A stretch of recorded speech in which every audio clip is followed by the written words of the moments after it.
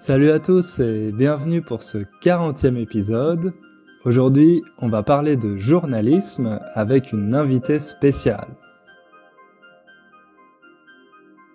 Bonjour à tous et bienvenue pour ce 40e épisode. Un épisode un peu spécial parce que j'étais à Paris il y a quelques jours et j'en ai profité pour voir une de mes amies qui s'appelle Laure Cometti et qui est journaliste pour le journal 20 minutes. Donc, j'ai pensé que ça serait une super occasion pour essayer de faire quelque chose d'un peu différent et j'ai enregistré une interview avec Laure. Dans cette interview, elle nous parle de son métier de journaliste, donc je pense que vous allez apprendre plein de choses intéressantes. Bon, je vous préviens que c'est un épisode plus difficile que d'habitude parce que on parle de façon totalement normale, sans faire d'efforts particuliers, surtout Laure. Donc vous allez voir que c'est plus rapide que quand je fais un épisode en solo. Et il y a beaucoup d'expressions que peut-être vous ne connaîtrez pas. Donc, comme d'habitude, vous allez trouver la transcription de l'épisode sur mon site.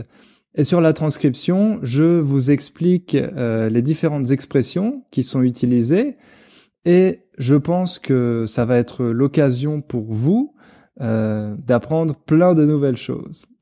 Donc voilà, sans plus attendre, je vais vous faire écouter cette interview et on se retrouve à la fin pour la conclusion.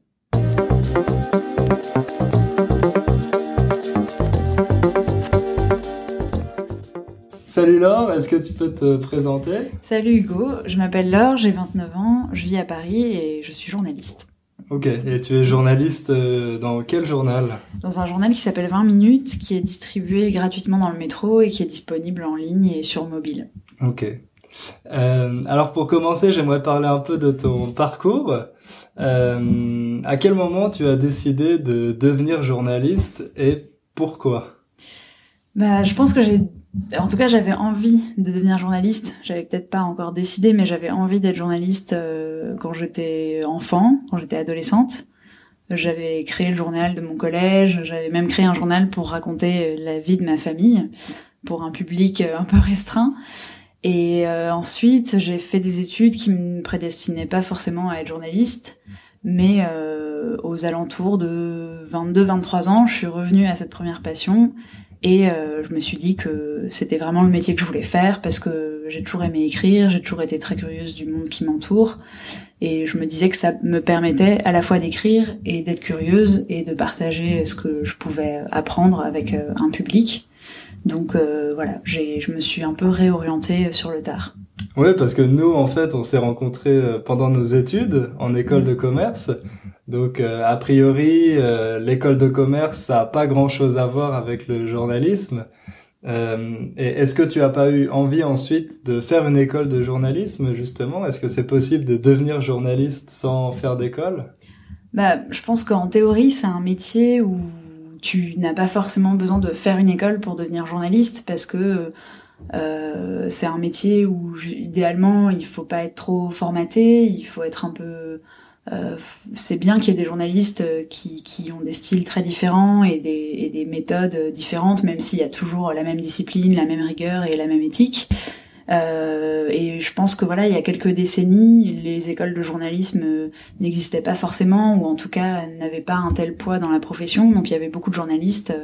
Moi, je connais des journalistes de la génération de mes parents, par exemple, qui ont pas fait d'école de journalisme, qui ont fait des études qui avaient rien à voir, d'histoire, de maths, de psycho, et qui sont quand même devenus journalistes parce que ils étaient capables de raconter un peu le monde qui les entoure et de l'écrire de manière plaisante et de creuser des sujets, d'enquêter, de vérifier des infos. Et en fait, c'est bien sûr qu'en école, après, on peut apprendre des techniques, on peut apprendre à filmer, à enregistrer, à faire de la radio, à gérer les réseaux sociaux ou un site web. Mais je pense qu'après, les rudiments du métier de journaliste, c'est surtout du bon sens, donc et du travail. Donc pas obligé de faire une école. Après, c'est vrai que moi, je suis allée vers l'école de commerce parce que je savais pas trop ce que je voulais faire et c'était la facilité. J'ai passé des concours. C'est le système français, donc je sais pas si ça parle à tout le monde, mais en gros, voilà, j'étais bonne élève, j'ai passé des concours, j'ai atterri dans une école de commerce, c'était intéressant, mais je voulais pas faire du marketing plus tard ou de la finance ou travailler dans les ressources humaines. Et en sortant de l'école, je me suis demandé s'il fallait que je fasse encore une école, mais je commençais à être un peu lassée de pas travailler. En fait, j'avais envie de travailler, j'avais envie de faire des choses et du coup, j'ai plutôt opté pour la solution d'enchaîner des stages dans la presse où j'ai pu apprendre un peu sur le tas, faire mes preuves et commencer à construire mon CV et en n'étant pas obligée de repasser des concours. Est-ce que quand tu commences, t'as besoin de te spécialiser sur un secteur particulier ou est-ce que c'est mieux d'avoir une approche plutôt généraliste et de voir ensuite ce qui te correspond le mieux?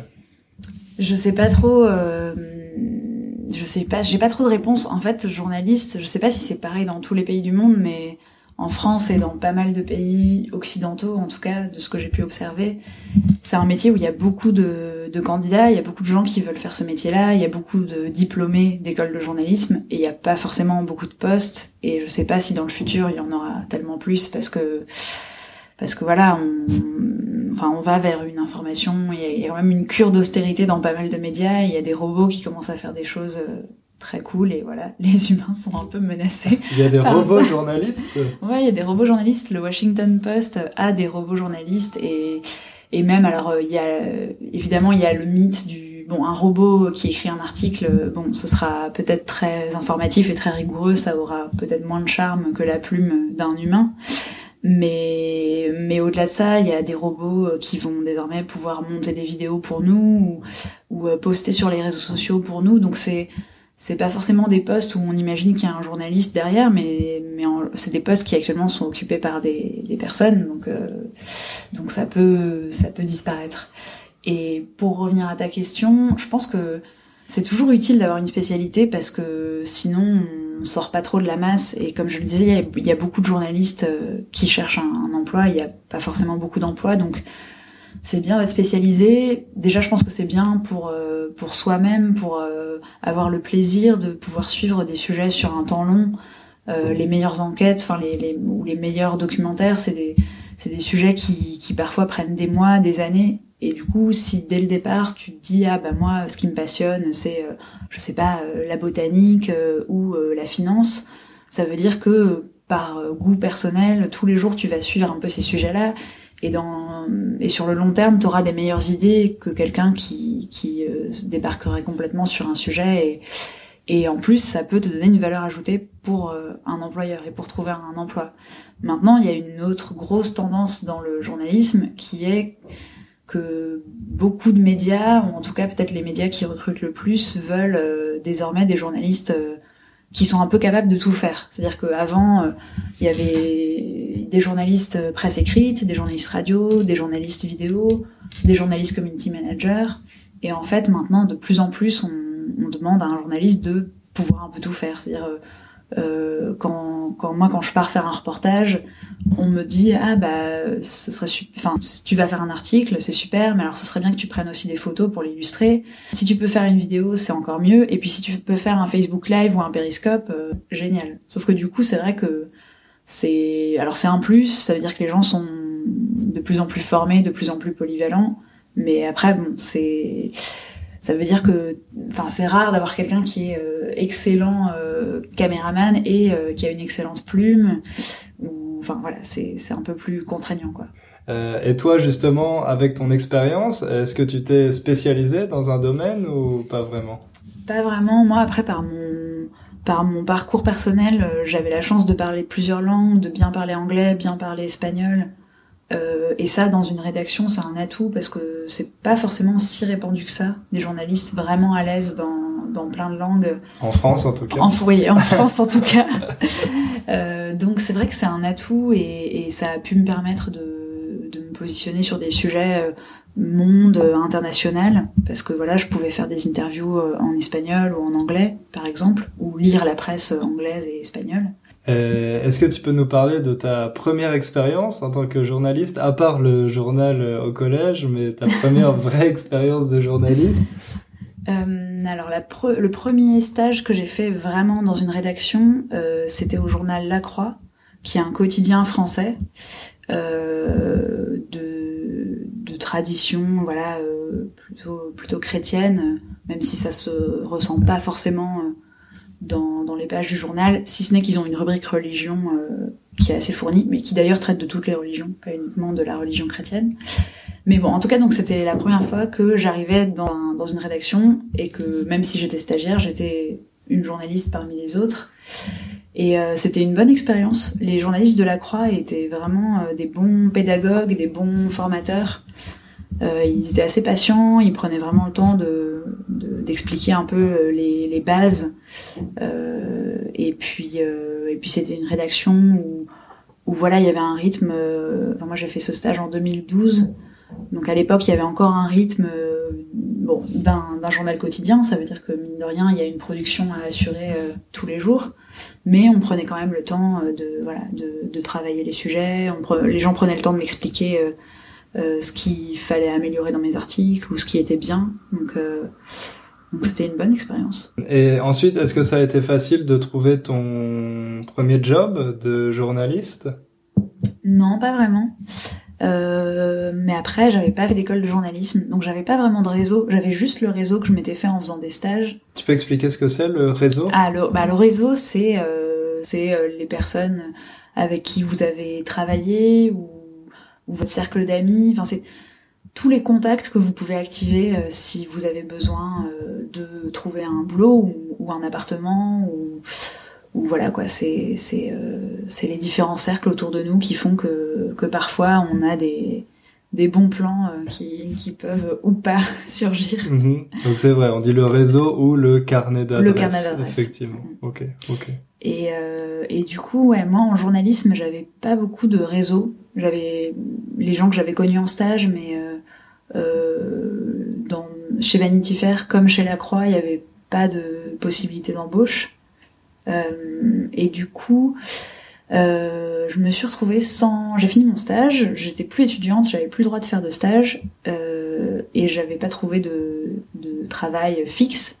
Donc je me suis mise à mon compte, j'ai commencé à travailler en pigiste.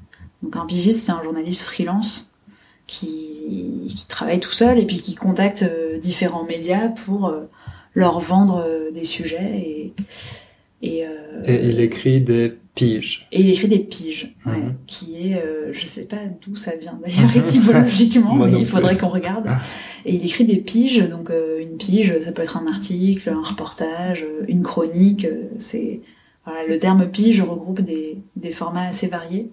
Et le journaliste est rémunéré à la pige, donc il est payé à l'article, à l'unité, et puis ça dépend de la longueur de l'article. Et puis en plus, chaque média, pour compliquer la chose, chaque média a ses propres tarifs. Donc c'est très variable, quoi. Un article peut être payé 30 € comme 200, et c'est pas toujours corrélé à la difficulté qui a pu avoir lieu quand on a fait l'article ou à la prise de risque. C'est très variable. Ok, très bien. Est-ce que tu peux nous parler d'une journée type chez 20 minutes ? À quoi ça ressemble ? Beaucoup de pauses café. Non mais alors la journée type à 20 minutes, elle commence donc on arrive à la rédaction à 9h, 9h30 pour une journée classique, et dans la matinée, on fait une réunion de rédaction.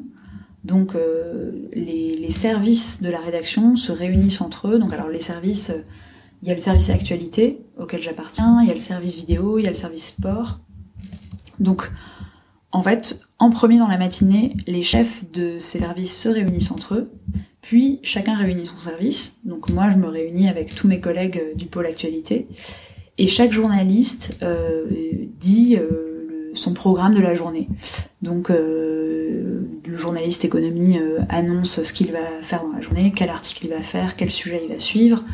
Pareil pour le journaliste justice, le journaliste santé, etc. Chacun à tour de rôle.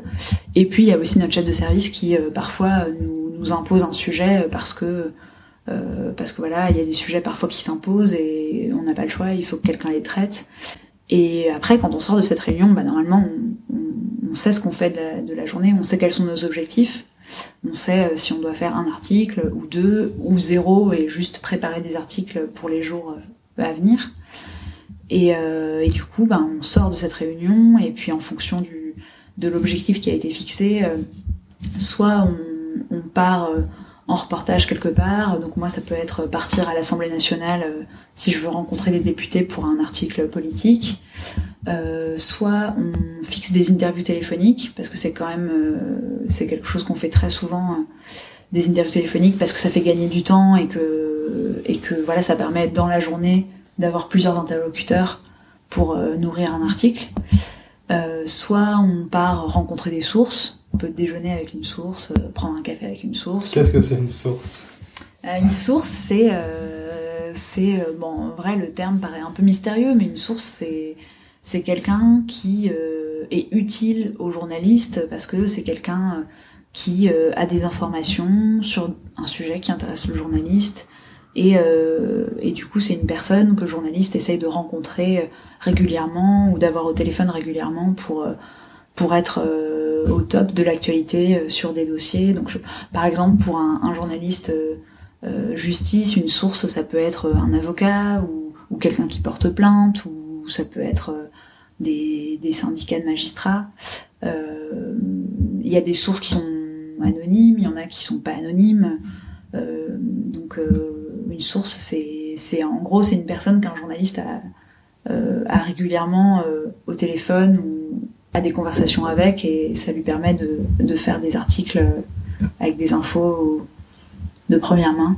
Et je me demande toujours quel est l'intérêt justement pour cette personne, pour la source, de donner toutes ces informations. Est-ce que vous les invitez au restaurant ? Est-ce que Alors je sais pas, chaque média normalement a une charte bien précise, donc a priori on n'achète pas les sources à 20 minutes, on a une charte, on a une éthique, et on ne paye pas les sources de manière générale à 20 minutes, on n'achète pas les photos ou les vidéos. Parfois certaines personnes nous proposent de nous vendre des vidéos ou des photos et on les achète pas si c'est pas des photos d'une agence professionnelle, voilà. Donc non, nos sources, leur intérêt il peut être, en fait c'est très variable. Ça dépend, je pense que ça dépend beaucoup de la personnalité. Il y a des personnes qui ont envie de parler à un journaliste, qui ont envie que leur histoire soit médiatisée. Parfois, elles ont un intérêt à ce que leur histoire soit médiatisée. Une source, ça peut être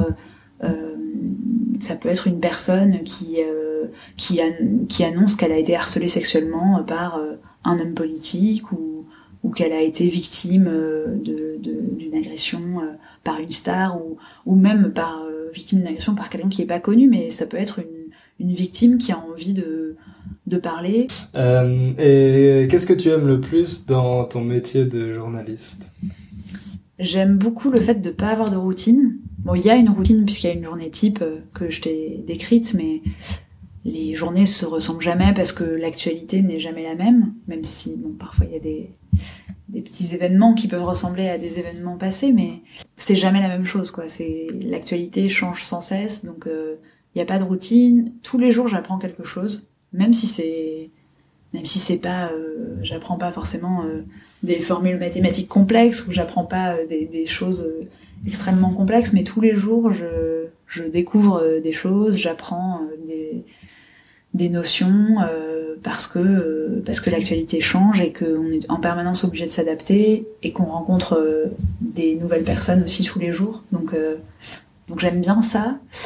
Et après, j'aime toujours autant écrire, même si bon, écrire des articles d'information, c'est quand même pas pareil qu'écrire de la littérature, hein, mais c'est un plaisir d'écrire tous les jours et oui, depuis vraiment ne pas avoir de routine et être toujours un peu obligé de s'adapter, c'est quelque chose que j'aime. Ok. Et parmi tes différentes expériences, les reportages que tu as pu faire, les voyages, etc., laquelle t'as le plus appris ? Peut-être j'ai fait un reportage au Royaume-Uni pour le Brexit, parce que 20 minutes m'avait envoyé à Glasgow puis à Londres, et je pense que c'était... Alors j'ai du mal à dire quel reportage était celui qui m'a le plus appris, mais celui-ci il était intéressant parce que bon, déjà j'étais toute seule, parce que quand 20 minutes envoie des journalistes à l'étranger, ils partent tout seuls, c'est pas une grosse équipe qui part en reportage, dans un environnement que je connaissais quand même bien, et je parle anglais, donc c'était pas non plus la grosse panique, j'arrivais à me débrouiller et à interroger des gens, et à travailler dans des conditions tout à fait correctes parce que t'arrives à trouver du wifi, tu peux écrire tes articles dans un café, donc il y a du stress mais c'est gérable. Et après, ce qui m'a beaucoup appris, c'est que c'est un reportage où je pense que quand mon rédac chef m'a envoyé au Royaume-Uni pour couvrir le Brexit, je pense que on se disait tous que le Brexit ne pouvait pas passer, que on avait tous en tête quand même un scénario de oui, bon, c'est serré, on se fait un peu peur, mais bon, le livre... Tout est bien qui finit bien. Ouais, le livre ne va pas l'emporter, et puis bon, on va faire des reportages, mais on sait que in fine, l'histoire qu'on racontera, ce sera tout est bien qui finit bien, comme tu dis. Et au final, ça s'est pas du tout passé comme ça, et j'ai été obligée de réagir très vite, et de réagir en changeant d'angle, en pensant à d'autres sujets, et c'était vraiment intéressant. Et je pense que pour le coup, c'était bien que 20 minutes m'ait envoyé au Royaume-Uni, parce que depuis Paris, depuis la France, là où sont les lecteurs de 20 minutes, il y avait effectivement cette idée qu'il y aurait pas de Brexit, que ça n'arriverait pas. Et pour le coup, moi, j'étais vraiment contente d'être au contact de Britanniques qui voulaient le Brexit, qui me racontaient pourquoi, et moi, je pouvais le décrire dans des articles, et je pense que c'était important de raconter ça. Et qu'est-ce que tu trouves le plus difficile dans ton métier ? Je sais pas, c'est... La pression quotidienne Je pense que les difficultés découlent beaucoup du média. Enfin, je pense que les difficultés varient en fonction du média dans lequel le journaliste travaille et de ce qu'on attend de lui. Je pense que travailler pour une télé ou une radio, il y a des difficultés qui sont peut-être assez différentes de celles que je rencontre. Après, bon, il y a une pression effectivement au quotidien parce que l'actualité n'attend pas, parce qu'il faut toujours réagir, il faut toujours s'adapter. Mais c'est pas... Bon, ça peut être un peu pesant parce que c'est vrai que tu déconnectes difficilement, voire jamais. Donc même quand je travaille pas, je regarde l'actu, j'ai mon téléphone greffé dans la main. Donc ça peut être une forme de pression, mais pour le moment je suis jeune et je pense que ça me pèse pas encore trop. Mais non, les difficultés, je dirais que c'est d'essayer d'avoir du recul sur ce qu'on fait en fait, parce que on a une grande responsabilité vis-à-vis de nos lecteurs, et encore plus à l'époque des fake news et de toutes sortes d'informations qui peuvent circuler sur internet sans aucune hiérarchie. Les médias sont assez critiqués, et je peux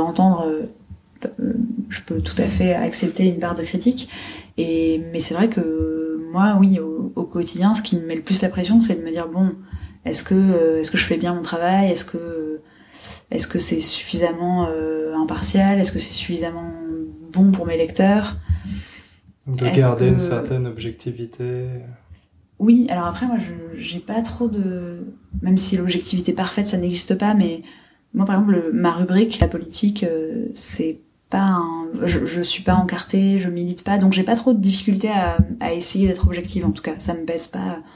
C'est une matière, je couvre ça comme si je parlais je sais pas, de tricot ou j'ai pas, alors que par exemple, si je couvrais des thématiques climatiques, je pense que je suis beaucoup plus militante sur l'environnement que en politique ou...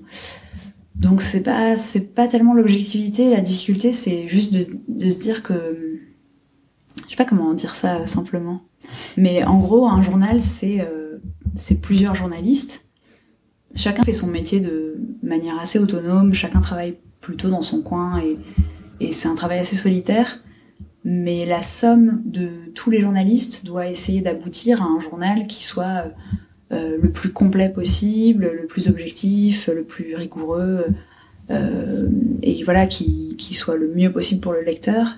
Et parfois, c'est ce qui est plus dur, c'est de prendre un peu de recul, de sortir de ma rubrique à moi, qui est la politique, et d'essayer de me dire bon, est-ce que collectivement on arrive à faire ça, est-ce qu'on n'a pas oublié un sujet, est-ce qu'on n'est pas passé à côté de quelque chose, est-ce qu'on couvre trop un sujet et pas assez un autre. Donc c'est peut-être ça la principale difficulté dans un contexte économique où en plus grosso modo, on demande aux journalistes de produire plus vite et avec moins de moyens. Donc ça, c'est aussi une difficulté un peu de base, on va dire. Et pour finir peut-être ce podcast, est-ce que tu peux recommander aux auditeurs des journaux ou des médias qui te semblent donner une bonne vision, on peut dire, de l'actualité française ? Alors, il y a je pense que quand on s'intéresse à l'actualité française, il faut lire les incontournables. Il y a Le Monde, donc le quotidien. Dans les quotidiens, il y a Le Monde, pondéré avec Le Figaro et Libération, c'est pas mal pour avoir un journal de gauche, un journal de droite. Donc lequel est... Alors Le Figaro, donc plutôt à droite, et Libération plutôt à gauche. Libération, en plus, ils font des belles unes. Donc la première page du journal est toujours très travaillée, avec des belles photos et des titres où il y a souvent des jeux de mots ou des doubles sens. Donc si vous apprenez le français, ça peut être rigolo de vous tester sur ces titres-là. Après, en radio, il y a les radios publiques, Radio France, France Inter, France Culture. Il y a un site que j'aime bien et que je trouve assez intéressant parce que il donne à voir des situations que les grands médias couvrent peut-être un peu moins, et c'est le site Street Press, je vais y arriver, qui parle pas mal, pas uniquement, mais qui parle des banlieues ou de culture urbaine, de petits courants politiques aussi, donc c'est-à-dire pas forcément que les gros partis, mais aussi des petits partis ou des petits syndicats, donc c'est assez intéressant. Enfin, ça raconte une France que vous verrez peut-être pas au journal télévisé ou en première page du Monde, mais si vous vous intéressez à ce qui se passe dans les villes françaises et dans les banlieues, c'est pas mal. Moi, il y a un média que j'aime bien recommander aussi à mes élèves qui s'appelle Brut. Ah oui. Ouais. Qu'est-ce que tu en penses ? C'est pas mal parce que c'est sous-titré, donc. Mais maintenant tout le monde les copie. C'est vrai. Brut, mais c'est rigolo Brut parce que il y a, alors, je sais plus quand ça a été créé, mais il y a 2 ans, ils n'existaient pas, et aujourd'hui ils sont devenus un peu incontournables dans ce qui se fait en termes de journalisme vidéo. Ils ont complètement explosé, et c'est assez fort ce qu'ils ont fait, je trouve, parce qu'ils ont été les premiers à faire de la vidéo pour le mobile, c'est-à-dire format carré et avec les sous-titres, parce que quand on est sur nos mobiles, on peut pas toujours mettre le son, donc c'est bien d'avoir le sous-titre. Et puis avec ce côté brut, comme leur nom l'indique, c'est-à-dire le montage efficace, un peu frais, un peu rigolo. Des sujets un peu décalés. Des sujets un peu décalés, et je trouve, enfin, ils ont complètement un peu disrupté le journalisme vidéo, enfin rebattu les cartes, et c'est assez fort.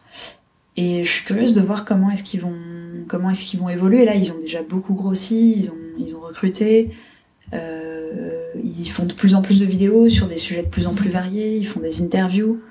Donc c'est vrai que c'est vraiment bien. Maintenant, tout le monde les imite un petit peu aujourd'hui, donc peut-être que c'est à eux d'innover encore et de proposer encore des choses nouvelles, parce que c'est vrai que aujourd'hui, quand j'ouvre ma timeline Facebook, j'ai beaucoup de vidéos, et toutes ont un peu le style Brut, et parfois la valeur ajoutée de Brut, on la sent moins, même s'ils ont été pionniers là-dessus. C'est vrai, et en matière de stratégie de promotion aussi, ils ont surtout utilisé Facebook en fait, et les réseaux sociaux, ouais. Et ils ont été très bons à ce niveau-là. Uniquement, ils ont pas de site web en fait. Enfin, il y a un site web, mais qui diffuse uniquement les vidéos et rien de plus, donc c'est assez fort. Et le fondateur, l'un des fondateurs de Brut, Rémi Buisine, il avait commencé en faisant des Facebook Live, des périscopes de Nuit debout à Paris. Donc je ne sais pas si les auditeurs non francophones... Qu'est-ce que c'était, Nuit debout ? Nuit debout, c'était un peu notre Indignados à nous, quoi, pour les hispanophones, et notre... non, je crois que c'est tout. Occupy Wall Street. Notre Occupy Wall Street français. Il y a eu une période, à la fin du quinquennat de François Hollande, du président Hollande, un moment où il y avait une forte contestation contre une loi de réforme du marché du travail et du code du travail français. Et à Paris, et dans d'autres villes de France, mais surtout à Paris, il y a eu des personnes qui ont commencé à occuper une place, la place de la République à Paris, et qui faisaient des débats, des assemblées générales, qui voulaient un peu réinventer la politique, réinventer la vie sociale. Et en fait, Rémi Buzine, il est allé sur cette place où au début, peu de médias mainstream allaient, parce qu'au début, tout le monde pensait que ça allait pas durer et que c'était un peu un truc marginal, un truc de hippie dans les premiers jours. Et lui, il était là, il filmait, et en fait, il a eu pas mal de succès. Et puis finalement, de fil en aiguille, ça donne Brut ensuite. Brut n'a pas grand-chose à voir avec Nuit debout, mais il s'est fait connaître comme ça. Et maintenant, c'est rigolo. Je le croise parfois quand je suis le président Emmanuel Macron. Il est là avec son téléphone et... Voilà. Je me suis un peu éloignée du sujet. Ok, non, mais très bien, merci beaucoup. Merci Hugo. Je pense qu'on va s'arrêter là. C'était vraiment très très intéressant. À mon avis, ça va passionner les auditeurs du podcast. Un peu plus difficile que d'habitude, mais voilà, ça change, un peu de diversité, beaucoup d'expressions que je vais essayer d'expliquer dans la transcription. Donc merci beaucoup Laure pour ton temps, et peut-être qu'on fera une autre interview sur un autre sujet un peu plus tard. On peut. Merci Hugo, bientôt. À bientôt.